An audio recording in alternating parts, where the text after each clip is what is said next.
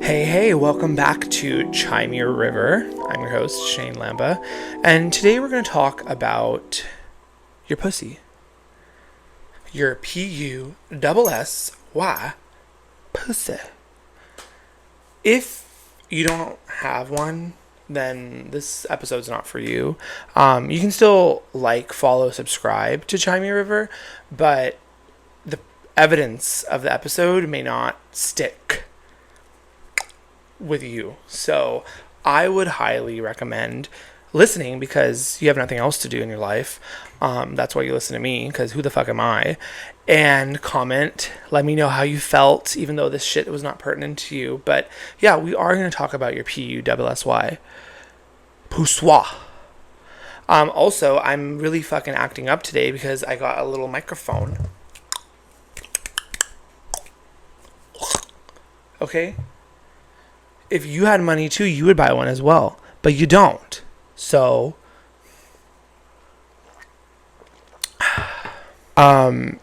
if you're gay, this episode's for you. If you're queer, this episode's for you.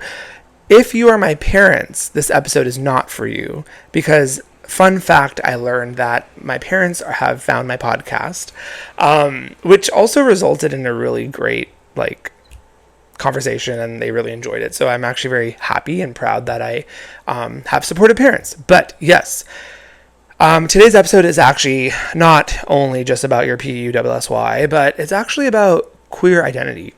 It's actually about the reduction of our queerness to focus on sex, right? So here's my question. Are we only queer when we have sex? Does my identity as a bisexual person, queer person, only exist when I'm naked, sweating with someone else? Because according to society, queer equals sex. Period. Every headline that we've seen, every stereotype, every lazy joke at our expense, it always circles back to sex. Yes, sex is part of our sexuality. I mean, it's literally part of the fucking word. It's part of sexual orientation. But we know that sex and sexual orientation and sexuality are very distinct concepts. They're very distinct words. We're always hypersexualized. We're always fetishized, especially for brown. And then we're always demonized, especially if you're brown, if you're an immigrant, if you're anything that's not white.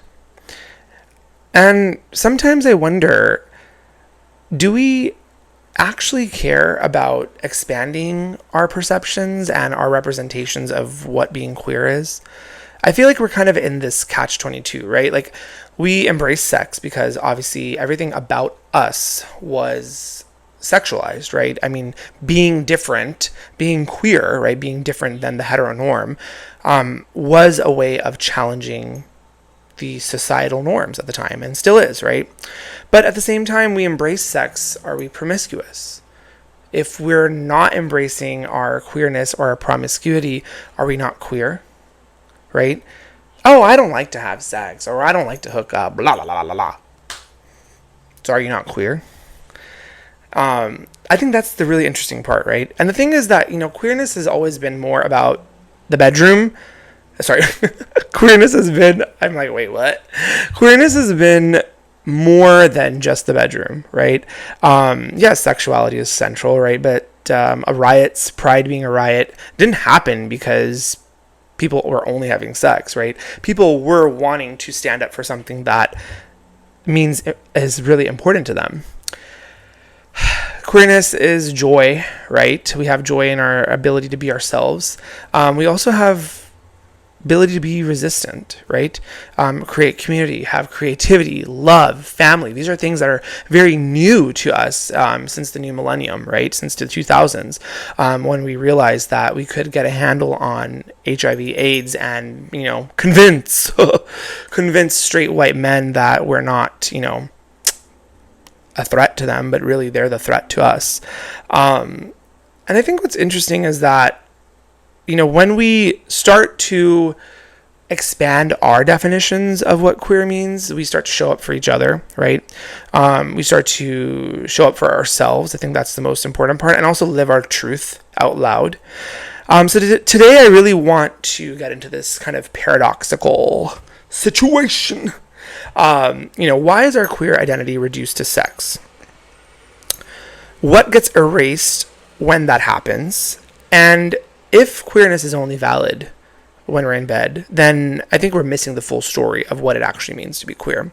So, if you enjoyed that little rant tangent, go grab your chai. I've clearly finished my Nespresso. Also, Nespresso, if you're listening, please sponsor me. If you're listening. Or if the girls are listening, why don't you tag them for me? Why don't you tag Nespresso? Why don't you tag Coca-Cola? Why don't you do something, right? Queerness is not just about sex. Queerness is standing up for your community. When are you going to care for me? When are you going to stand up for the tops of Orange County? So, go grab your chai, go grab your water, because I have many beverages, and let's get into it. Okay, so let's get into it. We're going to talk a little bit about the reduction problem, right? Essentially, kind of the basis of this whole conversation of today's episode, right? Queer being hypersexual, right? Queer being fetishization of people. Queer being all about the sex. All about the sex. I'm just having too much fun doing this. Like, I feel like I should get a full set of nails and just, because I got, beautiful hands. They're big hands, and what they say about big hands, they say a lot of things, but I don't know. So comment below if you know what they say. But anyway, I think the point is that, from the get-go, we have essentially been fragmented into this conversation that, because we're LGBTQ, because we're gay, because we're bisexual, because we're trans, because we're this and that, we're two-spirit, we're hada, we're the alphabet soup. We did it to ourselves, and that's why we are experiencing all these disparities. We're experiencing all these discrimination suits. We're experiencing things that are not really supposed to be experienced by any human being, right? The media does this, though, right? I mean, the media literally does this. This has actually been one of my biggest gripes, and I know I'm probably going to get a lot of flack here. I'm going to get a lot of flack. But I think we really do this to ourselves. And this is why I said Catch-22. For those who don't know about what Catch-22 is, go read the book. It's really great. I read it senior year of high school. Never looked back. I never looked back at high school because that was a horrendous time of my life. But look up what Catch-22 means. And essentially Catch-22 means that you're doing all these things to kind of steer yourself away from something, but you end up having to come back to it, right? It's like a cycle. It's essentially like an arrow cycle where you just keep going in a circle. You're running yourself into a circle. You keep doing something and you keep coming back to it, right? It's like your friends tell you stop dating the DL man, and then you keep chasing the DL man because you want to be happy inside and you want to refute what your friends are telling you. So then you keep going for the DL man, and the DL man keeps letting you down, but then because you like masculinity, you keep going back towards that DL man. Now, if this applied to you, I'm so sorry, but honestly, it probably applies to 30% of the FAGs in this community. But really, that's kind of what it is, right? I mean, at the end of the day, in a way, we are Catch-22ing ourselves, right? I mean, it's all great. I'm all for liberation. I'm all for being yourself, putting yourself out there. I mean, I'm doing it right now. I'm literally wearing my boxers. You can see, that is who I am. I just don't give a fuck. I'm putting myself out there. And that's a great thing, because I think being ourselves, being authentic, showing up for ourselves, right? I think you can't show up for your community. Again, I'm saying this right now. Listen to me. Put your ear like this to the microphone or wherever you're listening. You can't show up for yourself if... Scratch that. You can't show up for your community if you don't show up for yourself, right? It is point blank period the biggest piece of advice I'll give anyone, and I love giving advice, so that's one of the many millions that I'll probably give in my time doing this. But yeah, we do it to ourselves, right? During COVID, everybody became an OnlyFans creator, right? Everyone became a sex worker, everyone became a model, right? And we know in this country, which is so ghetto, we know that in this wonderful country that sex sells, right? I mean, sex sells across the whole world. It sells even in the Indian culture. I mean, if you look at Bollywood movies, you can see that sex and sexuality are fluidly represented in every aspect of the Indian diaspora, or whatever you want to call it. I never really know what that word means, but the Indian identity and the Indian cultural identities, right? Sex sells, right? So obviously we're going to put ourselves out there, especially if we're hot. Especially if you're hot, like, you're going to put yourself out there, especially if you're the norm, right? Especially if you're that white wall, right? I mean, that is what sells, right? But also, that is what gets prioritized, because you, biatch, on the other side, eat it up. You eat it up, right? Eat it up. So what I mean is, we are our own culprits sometimes. And that's kind of like the catch-22. We want to stand up for things, but we also don't want to not support people, we want to criticize, which I think is natural in human society. As a human being, as a person who has a brain, maybe y'all bitches don't have brains. Maybe that's why you don't criticize. Maybe that's why you don't critically think. But I can criticize things. I can critically analyze things and still support people, right? Do I think that we should just be diving into this trope that we're all, supposed to be a sex worker, or that we're all supposed to be an OnlyFans creator, or that we're all supposed to be,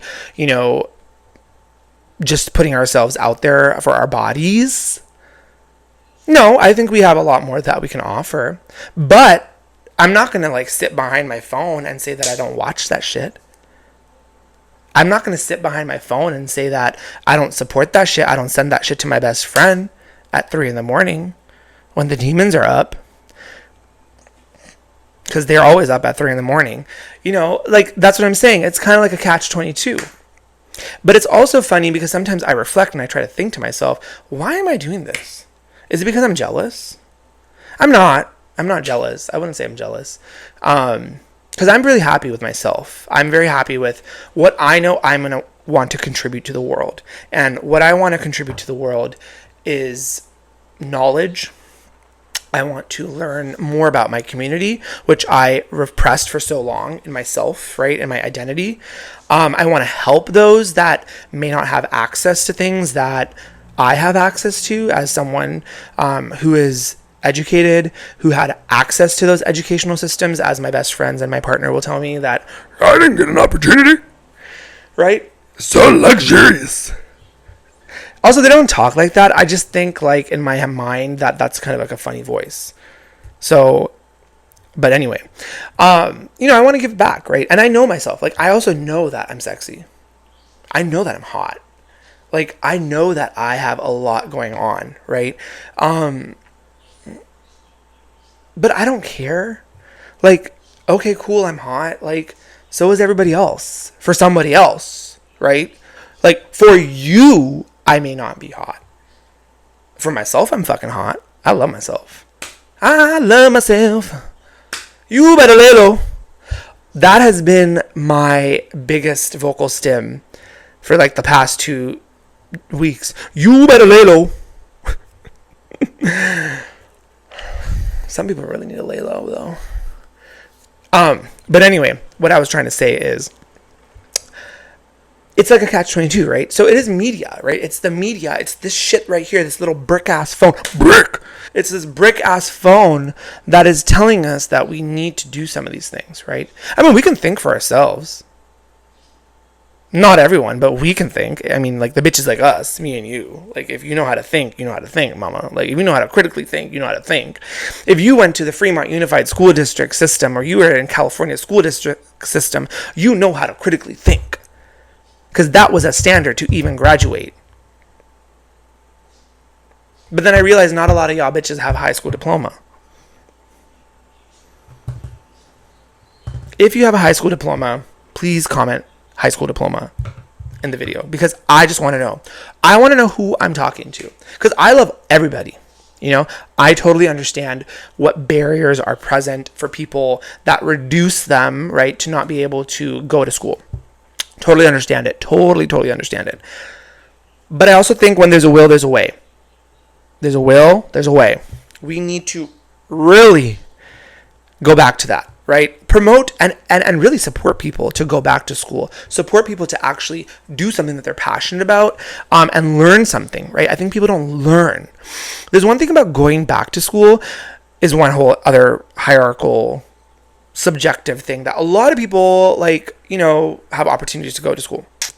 But there's another thing about actually learning, right? What did you learn when you were in school? What did you understand that the teachers were teaching you? What did you apply to your everyday life? So remember that when you go to school. For all my girlies, for all my gays and theys and my bisexuals and my queers that are listening, if you're in school, think at the end of every week, what did you actually learn? Write it down in a book. Because you will be surprised, you will have learned so much shit at the end of the week. And it may not actually be like the shit that you're studying. It may be like, I actually don't like when my friends call me a fucking fat pig. I actually don't like when my friends cancel on me last minute. I actually don't like sharing my fucking space with a roommate. Well, too bad you have to do that for like 4 years, because that builds character. If you lived alone when you're in college, you don't have character. What the fuck is this? You don't have character. You needed to live with the roommates because it builds your character. It builds your tolerance for people and what they actually are and who they are. You actually learn a lot, right? You think your family's crazy? Imagine living with people that you don't fucking know. Yeah. So I also think, again, back to this reduction problem, and I was only really supposed to speak for this for like a few minutes, but I love that I'm going off in a tangent. The other issue that we come off on is the fact that we have all these like sex apps, right? I mean, let's call it what it is. Grindr, Sniffers, those are all sex apps, right? I mean, they are meant to be networking, right? Because that's what they gotta say for Miss Apple, for Miss Big Mama Tim Cook Apple, right? For Miss Big Bottom Tim Cook. But they are what they are, and we all know what they are, right? I mean, it's great. You can meet people on them. I've 100% met people. 100%. No doubt about it. Great place to meet people if you want to meet people that way. But also know that you're going to meet people who are really sexually active. And then you also might meet some really ugly people, like not like physicality wise, but like internally wise. Like some people are just ugly. And that is what I wanted to talk about. If you get on Grindr and you start going through people's bios, you start going through the little scrolly thing, you start to see people are so entrenched in the labels, in the preferences, in the racism, in the sexual positionings of people, which makes sense, right? I mean, are essentially repressed, right? Or repressed. But I don't think that gives people an excuse. I think that was an okay thing to do, meaning okay in quotes. Like, it was something that we did maybe back in the day, right? Because men suck, and at the end of the day, it's men who are the problem, whether they're straight or gay or queer or whatever. Like, it's men. We're the issue, right? But I think in like 2020 and beyond, I would say 2020 and beyond, maybe 2018 and beyond. That was a pivotal point in my life, so I'm going to say 2018. We shouldn't be doing that, right? Like, it's like, grow up. And if I catch a bitch on there, on any app nowadays, anywhere, saying, I like Asian guys, I don't like hairy guys, oh, Middle Eastern, Latino only. You know what, bitch? I hope that you never find anyone. Because some things don't have to be written out. And I said this on my last episode. If you have a preference, you have a preference. That's on you, mama. But you don't have to write it out. Again, this is the whole fucking thing about critical thinking. Bitches don't know how to critical think. They don't. They just think that they're going to word vomit everything out, and people are going to be like, oh, it's okay. They're like, they did a thing, oh, they're just so kooky and crazy. Oh, they're ADHD. Oh, they have autism. Oh, they're like, POC, so it's a slide. Oh, they're white. They don't know anything because they came from the Midwest. Well, fuck you, bitch. That's not the reason, right? The reason is because you're a shady cunt. So, again, what we've kind of figured out is, why are we reducing it? We're reducing it because the society has told us that we're just some sex demons and that we essentially are the problem because we're like, sexual. And then we're also like seeing that in our apps, in the way we communicate, in the way that we build community, right? That's why it's so important. This is kind of why I asked this question, is like, why is it, right? Like, why are we reducing ourselves to sex, right? Like, I want to hear from people, right? I'm gonna read a couple of snippets, like a little snippet comment from one of my videos that I made on TikTok, because I think it's really cool that people are commenting on things, and I can actually like talk about them, because I've been wanting to do that since I'm too lazy to find someone to interview, and nobody wants to be interviewed because nobody wants to be asked these hard-hitting questions that I interrogate on. But I had a follower, a mutual post on on this video that I had, and I asked, why are we reducing ourselves to sex? And the individual had said, this is such a great question. I'd say because people still fetishize us in a secret way still, resulting us to be in a box of secrets people want to only use for their sexual desires, and ultimately leads to DL or download problematic behaviors, and feeling just like a big secret that unfortunately we're still trying to overcome. But it's topics like these that I can see progress, not perfection. Thank you, love. So great. I like that, right? I like that view. I'm gonna read another comment, and then I'll kind of sum it up and give my thoughts, right? We are still reducing queer identity to sex and attraction, when community and the ways queer people find community have historically been such an important part of the identity.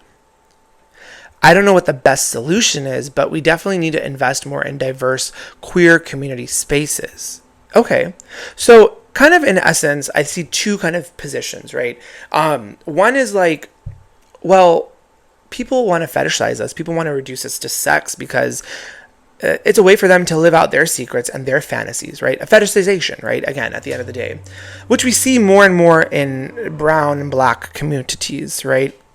And then on the other hand, another individual wrote that is a way that people actually gathered themselves and created community, right? Like cruising and going to the gay bars and having sex in secret, because those things were not allowed, because again, a lot of the people back in the day lived in secrecy, right? But that's my question, and that's my thought. I guess my counterpoint is, we don't live in that back in the day, like that was such a long time ago. I mean, I wasn't even born, right? Like, I mean, many of the people that follow me were not born. Like, I see the analytics. I see, even on TikTok, on social medias, all across my social medias, many of those people that listen to this were not even born then. And that's why I think it's really interesting, like the Gen Z's perspective, like the younger folks, because they actually have a very unique perspective, getting to see themselves represented in media. And that is not just like sexual, right? While it's great to see sex and queer sex and that type of relationship type of stuff online, it's still like not the only way that we can represent ourselves. So I actually really like the last point too, is like we need to invest in more diverse queer community spaces, for sure. I think there's an opportunity for all the queer areas, all the LGBTQ plus hubs, to have places that are just like hangout spaces, right? That are not bars, right? That's always been my thing too, is like, I mean, I like to drink. I do drink, right? But I'm not like always in the mood to drink. Like, I would like a place where it's like a cafe, or, like a media place, or, a place where you can play games and all that stuff, or just hang out with your friends and grab food, right? I mean, food is so central to hanging out with people anyway. So like food has to be part of the equation. Otherwise you end up in line at like McDonald's or like Taco Bell. Well, I don't really eat Taco Bell, but you know what I'm saying. But yeah, I think that's interesting. And I also I think it's cool that there was a person that I could chit chat with. Ooh, sorry. So another thing that I wanted to talk about, and I know I talked about, kind of talked about the catch-22 already, so I'm not really going to reinforce it, but essentially it's kind of,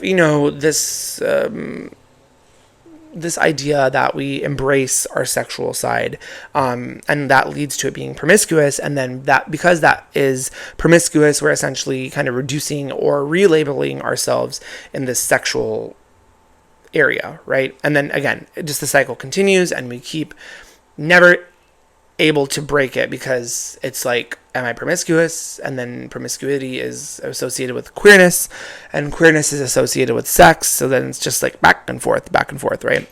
But I think also what's interesting, and maybe I didn't talk about this that much, but I think there's instances, and I've been in spaces, and I don't know if others have been in spaces, so I'm very curious to hear this, but if you like reject that part of yourself, you're not queer enough, right? And I talked about this, I think, in my second episode, right? Am I enough? Am I bi enough? Am I queer enough? Am I Indian enough? Is like, if you're not what the society wants, again, right? Like in our own community, right? In our own, I always love that you say community. In our own community, then are we really queer enough, right? It's kind of this whole conversation, and I know I'm probably going to get a lot of heat, so I'm gonna steer away and save this topic for another day, but like at length, and who knows, maybe I'll keep going on a tangent. It's kind of like this whole open relationship thing, right? If you're not in an open relationship and you want to practice monogamy, the whole world, I mean, it seems like sometimes the whole world, or it seems like the internet, and the internet's a fake place anyway, it's imaginary. It seems like everyone's out to get you, right? Oh, you're just being heteronormative. You just want to have a regular relationship. Well, yeah. Is there something wrong with having just one partner? Not really. I mean, is there something wrong with seeing monogamy between two people, let alone a man or a woman? Like, that doesn't matter. I mean, for my instance, from my perspective and my life, because I'm bisexual, that was one perspective of my life, right? Like, yes, I might marry a woman, right? I might marry a man, which is a different whole thing to grapple with. And if you're not bisexual and you're not queer, you don't like more than one gender, you won't really understand it, right? I think that's also another thing, that we need more voices like this, right? Because a lot of the gay voices are out there, right? But a lot of these bisexual voices, especially because it's Bisexual Awareness Month, or here in September, like it's a place. If you're not like doing that, then oftentimes you don't actually get appraisal or community from your community, right? It's really interesting on how that works. But oops, I almost hit this again. But what I'm trying to say is that in the past, yeah, if you don't practice an open relationship, the girls are going to eat you up. Well, listen here, mama. I don't practice an open relationship for a multitude of reasons. One, because I like the person to be my person. I know that sounds greedy, but you know what? Fuck it. I've been labeled greedy my whole life because I was bisexual. You just don't know what you want. You want a woman. You want a man. You can just flip-flop and change. Not really. I mean, it doesn't work like that. I mean, if you've actually been inside of my mind, if you went inside my fucking mind, you would be losing your shit about the shit that you better lay low. That's what you would be saying. That's what you would be noticing, mama. But yeah, it's like, I think that's just silly, because at the end of the day, I've seen situations where it's like, obviously it's to each their own relationship. But I've seen areas where people resent each other. One partner wants it more than the other. The communication pattern, I feel like at that point, you're not really maybe enjoying your relationship, or hear me out here.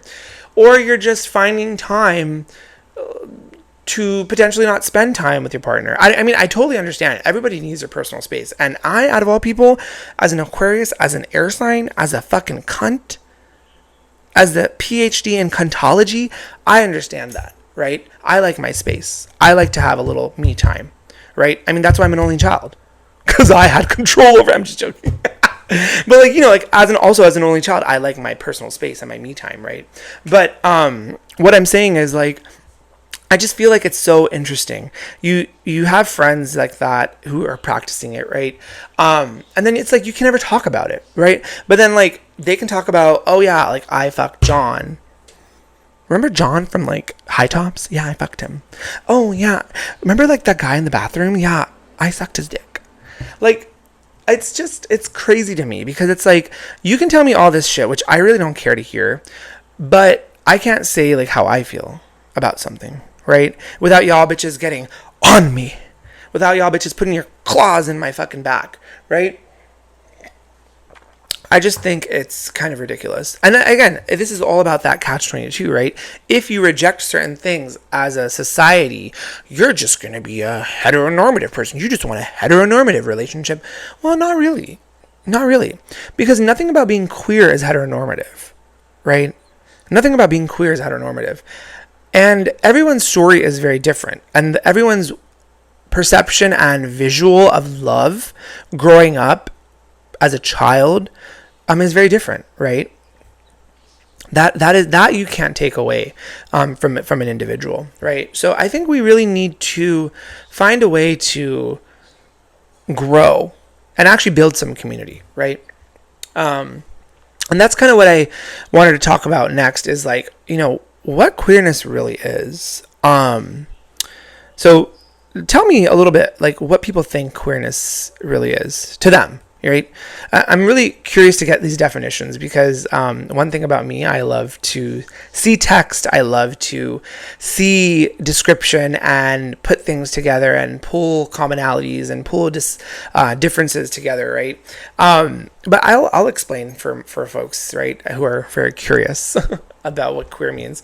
So for me, like, queerness is essentially being yourself, right? I think a lot of people don't actually know who they are from the inside. Like, I know that about me now. I know who I am. You know, I think in your 20s, if you're 20-year-old and you're listening to this, this is a piece of advice for you. In your 20s, you really are trying to figure out who you are, right? And I feel like in the middle of your 20s, particularly because we all experienced this pandemic together, you are trying to figure out what the fuck you're going to do, right? Because the whole world stopped. Your career may have halted. You may have gone back to school. You're maybe in school. You're not experiencing what people should have experienced while they were in college or school or working or whatever, right?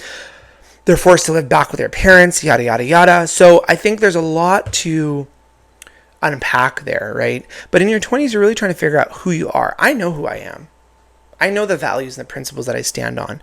Honesty, trust, respect, dignity, joy, happiness, love, support. You know, I value all those things, and I value them not only in myself, like to give myself all those things like happiness, joy, support, honesty, truthfulness, right?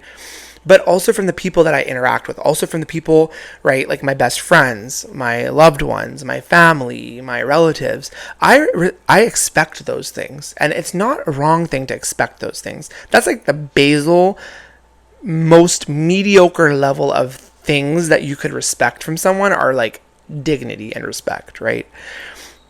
Not a lot of people can offer that nowadays, right?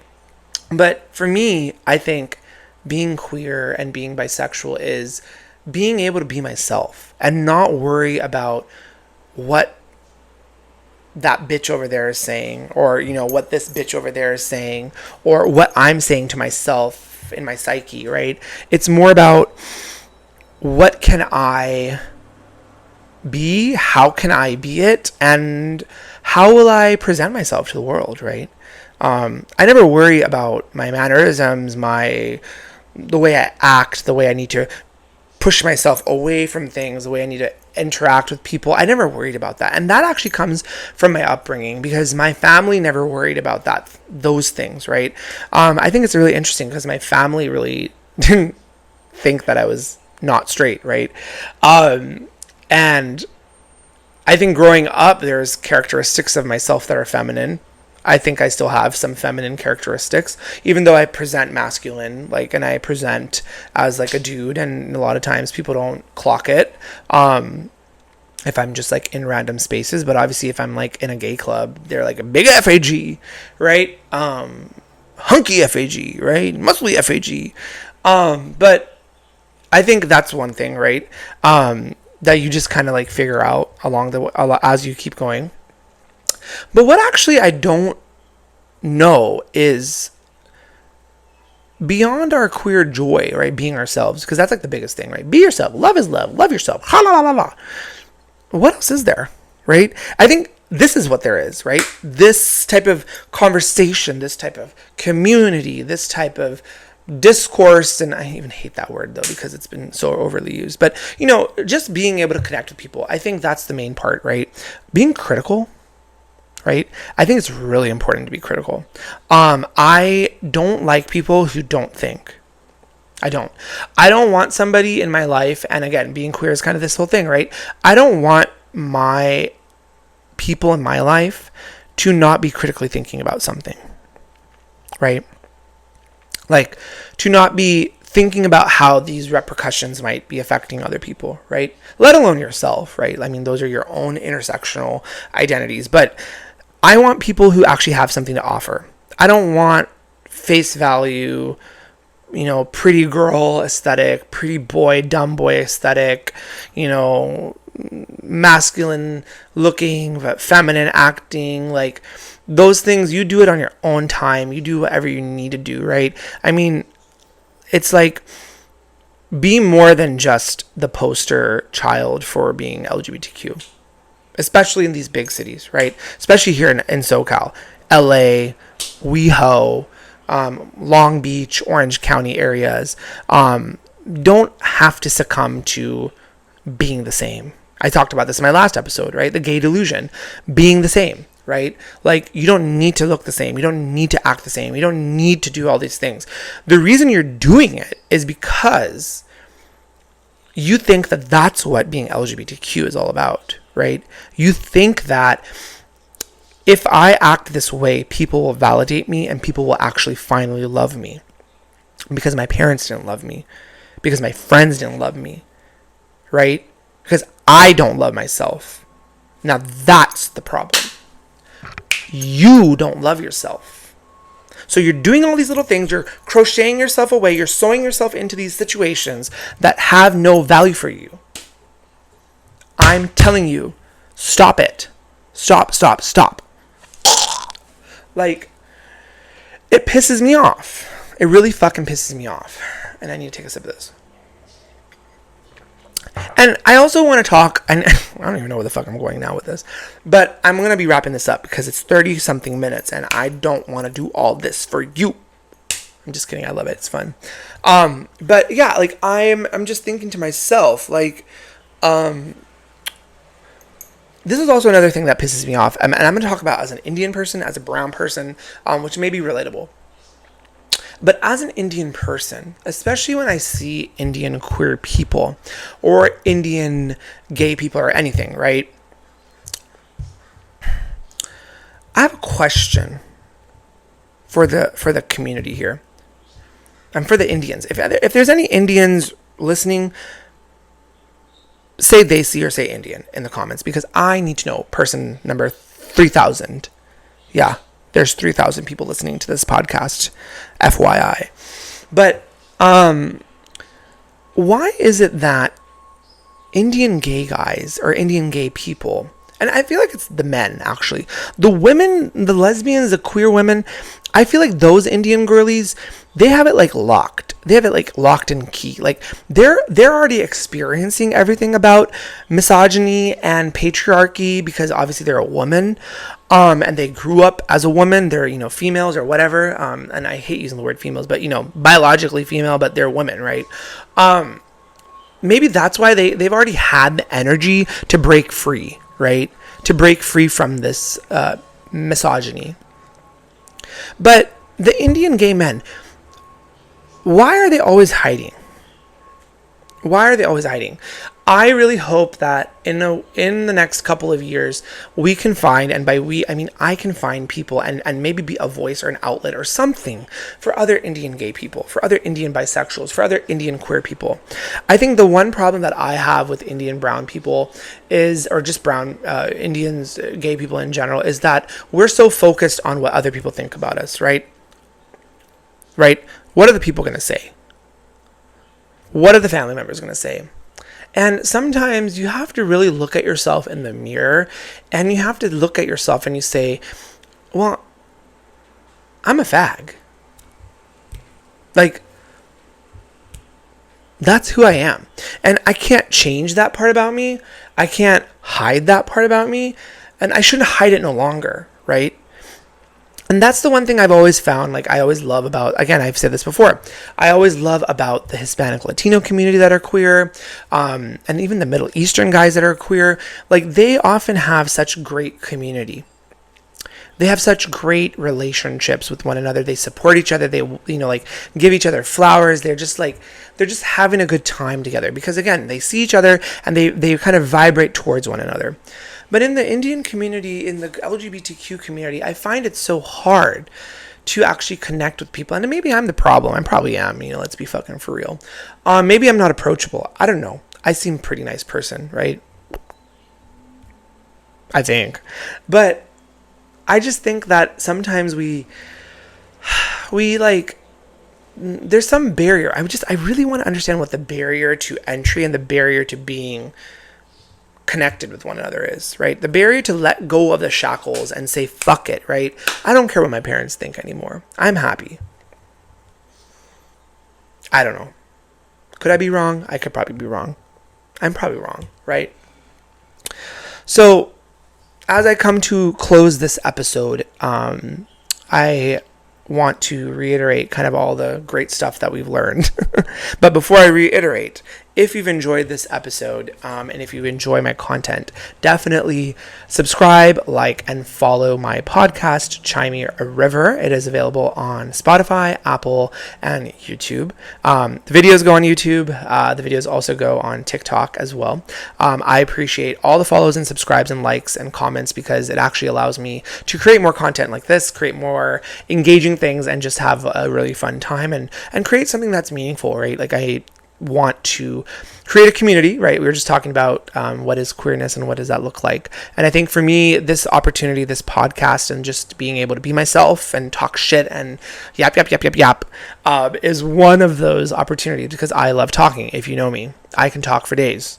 I was the bitch who wanted to present all the time because I love to present. I love to be in charge of the conversation and I love to control it. I'm controlling. It's the Aquarius in me. But yes, like, follow, and subscribe Chimey River. Share it with your friends. Share it with loved ones that you think would really appreciate it. And share it really with the gay Indians. So if you're a gay Indian and you're listening, please share it with another fellow Indian. I think they need to listen to this. I think they need to see it. They also need to see my body. Because, mama, this is brown sugar. This is sugarlicious. But let's come to a close.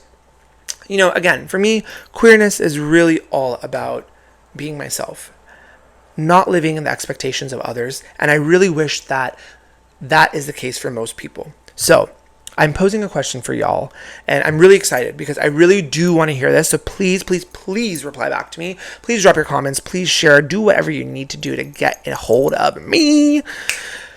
When do you feel the most queer? And is it only about sex, or is it something bigger? Tell me below. Tell me in the comments. Tell me in the DMs. So if you enjoyed this episode, again, subscribe, like, and follow. And until next time, remember, you can always count on me to talk about your PUSSY. Well, until next time, take care. I'm your host, Shane. Have a good one. Bye-bye.